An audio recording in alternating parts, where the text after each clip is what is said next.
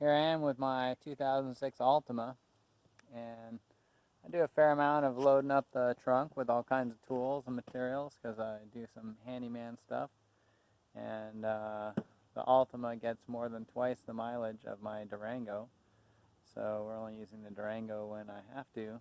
And since I'm loading up the trunk, and then I live on a dirt road, as you see behind me, there's some bumps going up and down the road there. And I recently added this trailer hitch. This one right here, for light loads, of course. But got a trailer. I'm going to put that on there. I'm still going to be loaded up with tools, so I got this pneumatic air spring helper kit. And I bought this one from something like sdtrucksprings.com. And they actually didn't have anything when I went to their website and I searched.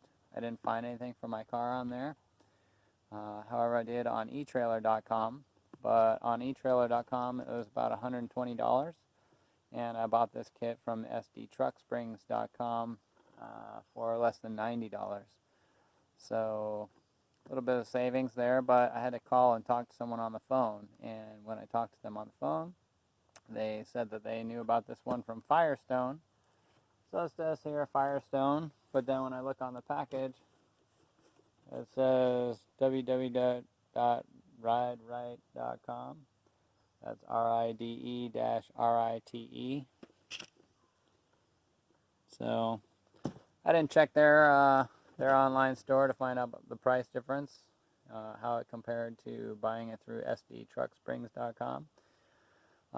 But as I mentioned, I'm a customer. They didn't pay me to do a review on this product. I just bought it, and since I belong to Altima group on Facebook, I decided to do a review of this and post it on the Altima group in case anybody's interested. I recently saw someone was moving out of their apartment, and they had all their stuff loaded up in the car, and they were wondering how it was going to do.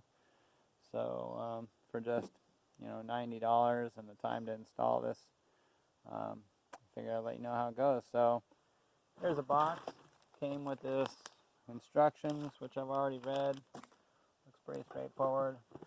Came with these two balloons, basically, and some of this, and this.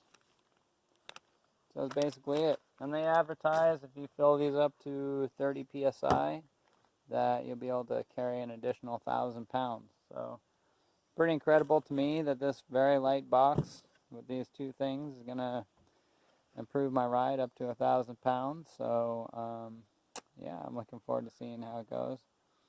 And I'm just about to get into it. Basically, got to take off the rear wheels, jack up the car first, take off the wheels to let the pressure off the springs. Then you just squeeze the balloons, these guys, through the springs in there, and then make sure they're pointed this way so the air hose comes out the bottom. And then drill a couple holes in the bumper wherever you want to mount the air fittings, and then put the wheels back down and fill it up.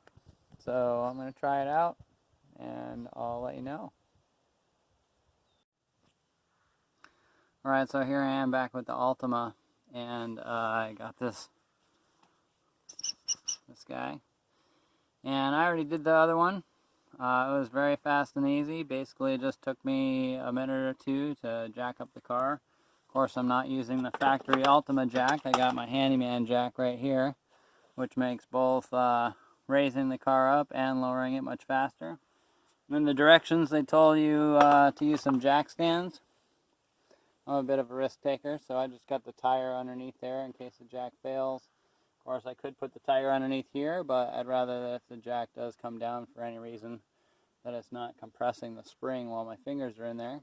So anyway, I'm not recommending that you do this. You should follow the directions for all safety concerns and use jack stands. So I'm not an example, I'm just telling you about my experience. And in the directions they also say that if you need additional clearance, you can detach the lower arm of the shock right here, which when I did the other side I didn't need to. I was able to compress this in such a way to get it through the spring there spring right there, pretty easy. I'm going to turn the camera around here, maybe. Nope, I guess I can't turn it around while I'm filming. So anyway, here you can see, here's a spring coil, and I just put this through here, squeeze the top down, put it in there, make sure that this ends up on the bottom side to go through that hole right there. I don't know if you can see it. There's my finger, there's a hole. So this dewdrobber right here is going to mate up with that hole right there. And then once I finish installing it, then I'm going to plug the airline in there. So yeah, as I said, I already did the other side. It took me less than 60 seconds, maybe even less than 30 seconds to get it in there. So I'm going to go ahead and do that, and then I'll take it to the next step. Alright, so there you can see it is in there. And I got this little bit of space right here, but once I put the tire back on, the wheel back on, and lower the car, that space is going to be taken out.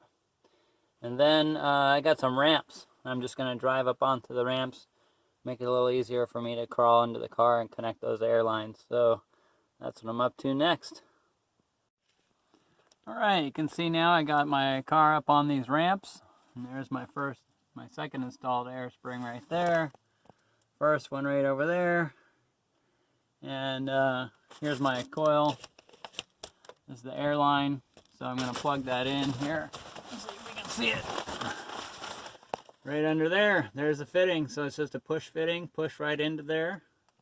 And then run the line back here to the bumper. Drill some holes, and we're basically done. So pretty simple so far. Alright, I'm just finishing up here with the Altima. Here you see you got the air ports installed. One for the passenger side, one for the driver's side. And in the directions, they said, you know, they had shown a very clear path to route the airlines, but on their diagram they didn't include the exhaust, and I really didn't care for the way that the exhaust was getting close to those plastic airlines, so I actually routed mine a little bit differently, which in the directions they say to cut the airline in half and then route it on similar paths on both sides. But I, as I mentioned, didn't do that. So let me show you what I did on mine. So here's the passenger side, and the airline comes out the bottom right here, and it goes to this zip tie portion. But as you see, there's the exhaust right here, and I didn't want to run the line right along with the exhaust. So I actually ran mine up above the frame and along here, all the way over here to the driver's side, and then the passenger line joins up with the driver line, and they both head to the same place here. So yeah, my advice would be not to cut that line in half. I would say probably just run your driver's side line wherever you're going to run it, and then once you see exactly where you want it, cut it with a little bit of excess, like 6 inches of excess. Once you have it all zip tied in line, then you'll have a lot more to play with when you do the passenger side run. So these directions are all very generic for, you know, for many vehicles. So it's not that specific in application, so don't expect it to be precise for the Altima. Even though they list Nissan Altima as one of the vehicles, the directions include directions for several different vehicles. So anyway, I would recommend just mounting that airline where it looks like it's not going to get pinched and where it's not going to get melted. And keep in mind that some of the parts are moving as you're driving down the road, so you don't want to get you know, friction over time against that line that will wear through the line, cause a hole, and then your system will stop working for no apparent reason. So anyway, that's what I got. I'm going to fill it up now to 35 psi and see how it does. Well, I just finished the Altima right here, and tell you, putting in those little airbags was super easy. Like I said, about the only things that the directions said that I felt was not necessarily ideal was cutting the airline in half And also the directions mentioned compressing the balloons and then using a plug to keep them compressed, and then working them into the springs. I just omitted that step, and I just squeezed them when I was putting them through there, and it worked just fine. So all in all, as I said earlier, I think it probably took me longer to make this video than it did to actually do the work. So it's pretty fast install as long as you got the tools on hand to do the job. It's pretty simple. All you need is